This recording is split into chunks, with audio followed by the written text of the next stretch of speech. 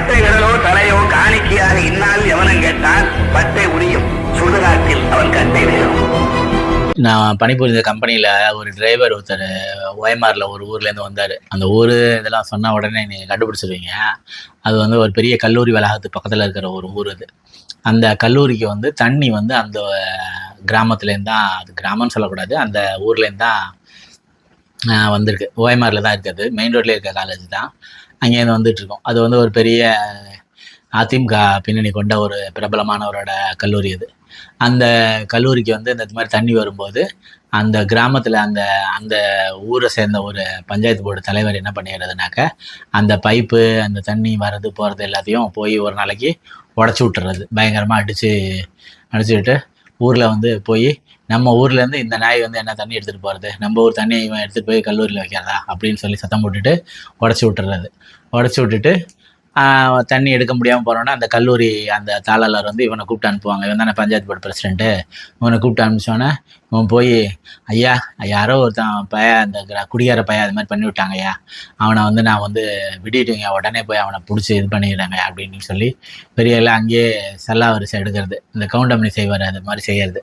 செஞ்சோன்னே அந்த பிரபலம் வந்து என்ன அந்த கல்லூரி தாளாளர் வந்து என்ன உடனே ஒரு பெரிய அமௌண்ட்டை எடுத்து கொடுத்து, சரிடா விட்றா போயிட்டு அதை சரி பண்ணி எல்லாம் பண்ணி திரும்ப தண்ணி வரதுக்கு ஏற்பாடு பண்ணுங்கண்ணா.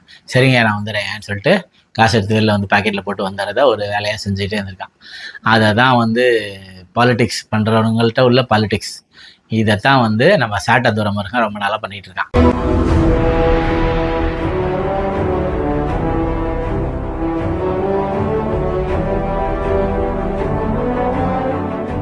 வணக்கம்.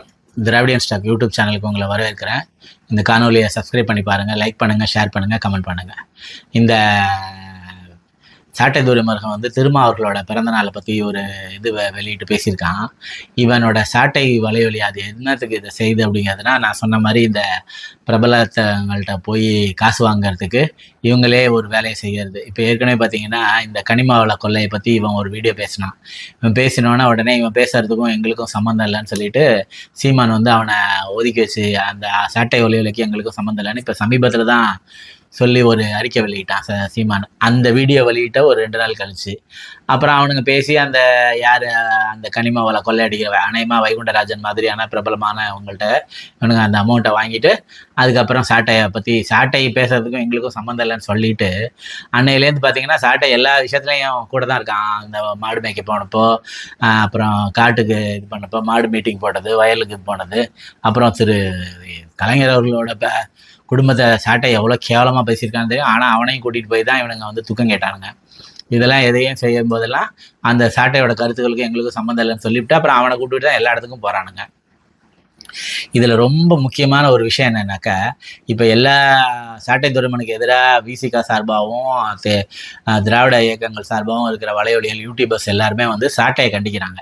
சாட்டை வந்து இந்த மாதிரி பேசிட்டான், திமிர் பிடிச்சவன், அப்படி இப்படி எல்லாம் பேசியிருக்காங்க.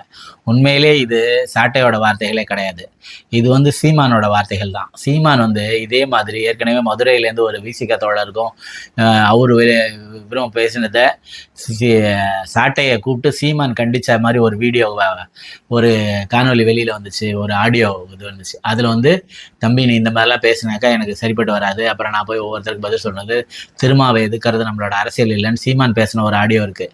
அது நீங்களாம் கேட்டிருப்பீங்க. அப்போது அதை சொல்லி சீமானை பேசாதன்னு கண்டிச்சு சீமான் வந்து திருமாவை பேசாத, திருமாவை பேசுறது நம்ம அரசியல் இல்லைன்னு சீமான் சொன்னதுக்கு அப்புறமும் மறுபடியும் சாட்டை இதே மாதிரி பேசுகிறான்னா இது சீமான் வந்து பேச வைக்கிறது தான். இந்த இவனுங்களே இப்போ இது சுப்பிரமணியபுரம் படத்தில் வர மாதிரி இவனுங்களே வந்து போலீஸில் போட்டு கொடுத்துட்டு அப்புறம் இவனுங்களே போய் ஜாமீன் எடுத்துகிட்டு வர மாதிரி இவனுங்களே சாட்டை ஒலையை வச்சு சீமானோட கருத்து எல்லாத்தையும் பேசிடுறது. அது பேசினோன்னே அது பொதுவெளியில் எதிர்ப்புகள் கிளம்பினோன்னே உடனே இவங்க போய் இது சீமானோட வார்த்தைகள் இல்லை, இது சாட்டையோட தனிப்பட்ட கருத்து, இதுக்கும் நாம் தமிழருக்கு சம்மந்தம் இல்லைன்னு ஒரு அறிக்கை விட்டுறது. இந்த அறிக்கை விடுறது அப்புறம் அவன் எப்போதும் தொடர்ந்து இதே தான் செஞ்சுக்கிட்டு, அவன் தொடர்ந்து இதே காணொலியை பேசிக்கிட்டே இருக்கான். இவனோட எல்லா இடத்துக்கும் போகிறான் வரான் எல்லாம் செஞ்சுக்கிட்டே இருந்தாலும் இதை சும்மா ஒரு ஃபார்மலுக்காக செஞ்சுக்கிட்டே இருக்கானுங்க. அப்போ வந்து சீமான் வந்து இந்த காட்டிங் கொடுக்குறோம் டைலாக் மாதிரி தான் இவனுங்க வந்து இப்படியும் பேசி விட்டுறது. அப்புறம் பொதுவெளியில் வந்து நாங்கள் திருமாவுக்கு எதிராக நாங்கள் பேச மாட்டோம்னு ஒரு அறிக்கை வெளியிடுறது, நாங்கள் மேடைகளில் திருமாவுக்கு எதிராக பேசுறது இல்லைன்னு ஒரு இவனை சாட்டையே இருக்கான். அது மாதிரிலாம் கிடையாது. இவனுங்க எவ்வளோ கேவலமாக எல்லாரையும் பேசுவானுங்க, எல்லா அரசியலையும் இவனுங்க எவ்வளோ மோசமாக பேசுவானுங்கிறதெல்லாம் எல்லாருக்கும் தெரிஞ்சது தான். இதை தெரிஞ்சேதான் இவனுங்க செய்கிறானுங்க. இதில் ஒரே ஒரு விஷயம் நான் சாட்டைகிட்ட கேட்கணும்னு நினைக்கிறேன். நீ இந்த அரசியலில் நீங்கள் 10 வருஷமாக இருக்கீங்க, இன்னும் 50 வருஷம், இன்னும் 100 வருஷம் இருங்க, எத்தனை வருஷம் நானும். திரு கலைஞர் அவர்கள், திரு ஸ்டாலின் அவர்கள், அதுக்கப்புறம் இப்போ வந்து திரு திருமா, இவங்க 3 பேருக்கும் பேச்சரங்கம், கவியரங்கம், பட்டிமன்றம், இந்த மாதிரியெல்லாம் வாழ்த்தரங்கெல்லாம் நடக்குதுல்ல. இது மாதிரி அதிமுக சார்பாக யாரையோ, காங்கிரஸ்லையோ, பிஜேபியிலையோ, இல்லை எந்த கட்சிக்காரங்களையோ, இல்லை ஏன் உங்கள் அண்ணனையோ எவனுக்காவது இந்த மாதிரி ஒரு இன்டலெக்சுவல்ஸ்ன்னு சொல்லப்படுற அறிவு சார்ந்த துறையில் உள்ளவங்கெல்லாம் வந்து வாழ்த்தி பேசுறது, வாழ்த்தரங்கம் நடத்துறது, பேச்சரங்கம் நடத்துறது, கவிதை அரங்கம் நடத்துறதுலாம் நடக்குமா? உன் மனசாட்சியை தொட்டு சொல்லு. சீமானை பற்றி யாராவது இந்த மாதிரி மேடையில் ஏறி பேசுவாங்களா? இவனே நானே போனேன், நானே துப்பாக்கி சுட்டேன், நானே இது பண்ணேன், அந்த இது நானே இது பண்ணுவேன், நானே அது பண்ணுவேன்னு ஒரு வீடியோ இருக்கே, அந்த மாதிரி இவனை பற்றி இவனே புகழ்ந்துக்கிறது தான். என்னை பார்த்தோன்னே இவரெல்லாம் இராணுவம் என்னை சுற்றி வளைச்சிச்சு, ஐயா ஒரு ஆட்டோகிராஃபியா ஒரு செல்ஃபியான்னு கேட்டாங்கன்னு சொல்லி இவனே தான் புகழ்ந்து இவனை பேசிக்கிறான் ஒழிஞ்சு, இவனை புகழ்ந்து யாராவது ஒரு பேச்சரங்கமோ, ஒரு கவியரங்கமோ, ஒரு இதுவோ ஏதாவது ஒன்று நடந்திருக்குமா, இல்லை நடக்குமா? இனிமேல் எந்த காலத்துலேயே அது நடக்க வாய்ப்பு இருக்கா? உன்னை பற்றி உனக்கு சீமானுக்கு சரியான டைட்டில் யூடியூப் ப்ரூட்டஸ் மைனர் தான் கொடுத்துருக்காரு, பாலியல் பொறுக்கி குடிகார பையன்ட்டு. ஒரு குடிகார பையலையும் ஒரு பாலியல் பொறுக்கியும் பற்றி பேசுறதுக்கு பேச்சரங்கத்திலையோ, கவிதை அரங்கத்திலையோ, இல்லை பாராட்டு வழங்கத்துக்கு ஏதாவது இருக்கா? நீங்கள் வந்து இதை ஒரு பழக்கமாக வச்சுக்கிட்டு மோசமான ஒரு வேலையை செஞ்சுட்டு அலையிறீங்க. இதில் நீங்கள் வந்து திருமாவை குறை சொல்கிறீங்க. இது வந்து என்னன்னாக்கா, இந்த மாதிரி நீங்கள் வந்து திருமாவோட அரசியலை நீங்கள் குறை சொல்கிறீங்களே, நீங்கள் உண்மையிலே யோக்கியமானவனுங்களா? உங்கள் வார்த்தையில சொன்னால் சரியான ஆம்பளைங்களா இருந்தால், நல்ல ஆத்தாள கப்பனும், உங்கள் வார்த்தையில் சொல்ல நல்ல ஆத்தாள கப்பனும் பிறந்தவனா இருந்தாக்க, பிஜேபியில் கூட்டணி வச்சிருக்க அன்புமணியவோ, ராம்தாஸையோ உங்களால் இதே மாதிரி வார்த்தையை சொல்ல முடியுமா? திமுகவில் கூட்டணி வச்சிருக்க ஈஸ்வரமூர்த்தியை இதே மாதிரி வார்த்தைகளை சொல்லி பேச முடியுமா? திமுகவில் எவ்வளோ பிரபல அரசியல்வாதிகள் இருக்காங்க, அவங்கள யாரையாச்சும் இந்த வார்த்தைகளை சொல்லி நீங்கள் பேச முடியுமா? இல்லை அதிமுகவில் இருக்க கூட்டணி கட்சிகள் இருக்க ஜி.கே. வாசனையும் அவனை யாரையாச்சும் உங்களால் இந்த மாதிரி வார்த்தைகளை பயன்படுத்தி பண்ணா? சீமானோட பல இளைய வயசு அன்புமணியை போய் ஐயான்னு கூப்பிட்றான் அவன் தலைவன், உங்கள் அண்ணன் ஒன்ன, அவன்கிட்ட பம்புறீங்க, அன்புமணிகிட்ட பம்புறீங்க. என்னைக்காச்சும் நீங்கள் உங்களுக்கு அன்புமணியை ராமதாஸ் பேசி பார்த்துருங்கடா நீங்கள் சரியான ஆம்பளைங்களா இருந்தா? திருமானோன்னா உங்களுக்கு உடனே உங்கள் ஜாதி கொம்பு முளைச்சிருது, அந்த ஜாதி கொம்பை வச்சுக்கிட்டு பேசுறீங்க. அது என்னடா திருமா வந்து தான் போய் வெங்கவேல் போகணும், துப்புரவு தொழிலாளர் போகணும், இதுக்கு போகணும்னு சொல்லி பேசுறீங்க. உங்களுக்கு என்ன ரைட்ஸ் இருக்குது அதெல்லாம் கேட்கறதுக்கு? திருமாவை தான் போகணும்னு சொல்றதுக்கு நீங்களாம் யாரு? நீ இந்த தொழிலை செய்ய, நீ இந்த போராட்டத்தை நடத்தி, இந்த இதெல்லாம் சொல்றதுக்கு நீங்க யாரா? நீங்க என்ன பெரிய அரசாங்கமா இதெல்லாம் செய்யாதுன்ட்டு? ஒரு மனித சமூகத்தை தோன்றின காலத்துலேருந்து இன்ன வரைக்கும் ஒரு மனித இனத்தை, ஒரு இனக்குழுவை எவ்வளோ கேவலமான ஒரு வார்த்தைகளை அவங்க வந்து ஆந்திராலேருந்து மலாவில் வந்தாங்கங்கிற வார்த்தையை நீங்கள் பயன்படுத்துறீங்க. ஒரு மனுஷனை பார்த்து இந்த வார்த்தையை ஒருத்தன் சொன்னானா அவன் வந்து எதிர்வினை எப்படி தெரியுமா ஆற்றியிருப்பான். ஆனால் மொத்த இனக்குழுவான அந்த அனுமதி சமீபத்தில் பார்த்து இந்த வார்த்தையை நீங்கள் சொன்னீங்க, மலாவில் வந்தவான்னு சொல்லி, அப்புறம் என்னடா யோக்கிய மாதிரி போய் நீங்கள் போய் அங்கே நடுப்புற நின்று அவனுக்கு அந்த போராட்டத்துக்கு ஆதரவு தெரிவிக்கிறீங்க. உங்களுக்கெல்லாம் வெக்கம் இல்லை? நீங்களாம் சோறு குதிங்களே, உப்பு போட்டு சாப்பிடல?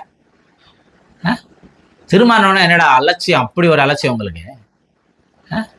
உங்கள் ஜாதி புத்தியெல்லாம் அரசியலில் வச்சுக்கிட்டே இருந்தீங்கன்னா நீங்கள் என்றைக்குமே விளங்க மாட்டீங்கடா. எவன் ஜாதியை திறந்து சமூகத்து மேலே மிகுந்த அன்பு கொண்டு பேரன்போட எல்லாத்தையும் செய்கிறானோ அவன் தான் அரசியலில் மேலும் மேலும் மேலும் வெற்றி அடைவான். இன்னைக்கு திராவிட இயக்கங்கள் இவ்வளோ பெரிய வெற்றி அடைஞ்சிருக்கு. 30 வருஷம் அதிமுக தமிழ்நாட்டை ஆண்டிருக்கு, திமுக 7-6 தடவை ஆண்டிருக்கு. இதெல்லாம் நடந்ததுக்கு காரணம் அவங்க சமூக நீதி என்பாலும் எல்லாரையும் சமமாக நடத்தணும், எல்லாருக்கும் எல்லாமுங்கிற அந்த கொள்கையின் அடிப்படையில் என்னென்ன தான். ஜாதி அரசியல் பண்ணுற எல்லா பயிலும் விளங்காதவன் தான் ராம்தாஸ், அன்புமணி, ஜி.கே. வாசன், நீங்கள் இந்த ஹரிநாடாரு, அப்புறம் தேவர் பேரவை, இந்த மாதிரி நடத்துகிறவங்க ஜாதி இயக்கங்கள் நடத்துகிறப்போ அவ்வளோ பயிலும் விளங்காமல் போனவன் தான். எவனாவது ஜாதி இயக்கம் பண்ணி தமிழ்நாட்டில் ஆட்சியை பிடிச்சிருக்கான், ஒரு எம்எல்ஏ சீட்டாவது தனியாக வாங்கியிருக்கான்னு ஒருத்தனை காட்டு. நீனு என்னடா பேசிகிட்டு இருக்கீங்க நீங்கள்? திருமணம்னா உடனே அலட்சியமாக பேசுறது. பிறந்தநாள் கொண்டாட்டம் அவர் நடத்தினாருன்றல, நீ உங்கள் அண்ணனுக்கு இதே மாதிரி ஒரு பிறந்தநாள் கொண்டாட்டம் நடத்தி 4 பேரை கூப்பிட்டு வச்சு கவியரங்கமோ வாழ்த்தரங்கமோ சொல்லிட சொல்லு, என்ன சொல்லுவான்? துப்புரவு தொழிலாளர் இயக்கம் நடக்கும்போது தான் திருமாவுக்கு பிறந்தநாள் கொண்டாடுதாங்கண்ணா. அங்கே முள்ளிவாக்கையில் 1.25 பேரை கொண்டாங்களா, அன்னைக்கு தாண்டா உங்கள் அண்ணன் விஜயலட்சுமியோட லாட்ஜில் வந்திருக்கான். எவ்வளோ கேவலமானவன்! வெக்கமா இல்லை உங்களுக்கெல்லாம்? இந்த மாதிரி மேடையில் ஏறி யூடியூப்ல போய் ஒரு அரசியல் கட்சி தலைவரை வந்து இவ்வளோ குறை சொல்றீங்களே. உங்கள் அண்ணன் என்னென்ன பண்ணிருக்கிட்டா டெய்லி விஜயலட்சுமி வந்து சொல்லுதா, இப்போ முந்தா நாள் கூட சொல்லிக்கிட்டா. உயிரை துப்புரவு தொழிலாளர் போராட்டம் முடிஞ்சு 13ஆம் தேதி அவங்கள எல்லாம் அரெஸ்ட் பண்ணி கூட்டிட்டு போயிட்டாங்க. அதுக்கப்புறம் அவர் 17ஆம் தேதி தான் பிறந்தநாள் கொண்டாடி இருக்காரு. அந்த பிறந்தநாள் விழாலே துப்புரவு தொழிலாளருக்கா அவர் எவ்வளோலாம் முன்னெடுப்பு எடுத்திருக்காருங்கிறதையும் சொல்லிட்டாரு. அதெல்லாம் கேட்டுக்கிட்டு இந்த பூகம்ப வேலையிலும் 2 வான்கோழி கலவி கொள்ளுங்கிற மாதிரி உங்க அண்ணா அங்க கொலை முள்ளிவாய்க்கால் படுகொலை நடக்கும்போது தாட அவங்க அண்ணா விஜயலட்சுமியோட இருந்தான். மானம் கேட்டாங்களா? நீங்களா யூடியூப் போடுக்குன்னா எதை வேணாலும் மைக் போட்டுட்டு பேசிடுவீங்க. லூசு கும்பிட்டேன். சினிமா பத்தி பேசி பாருங்கடா, அப்பதான்டா உங்களுக்கு விளைவு இன்னும் தெரிய போகுது. நன்றி, வணக்கம். சப்ஸ்கிரைப் பண்ணி பாருங்க நண்பர்.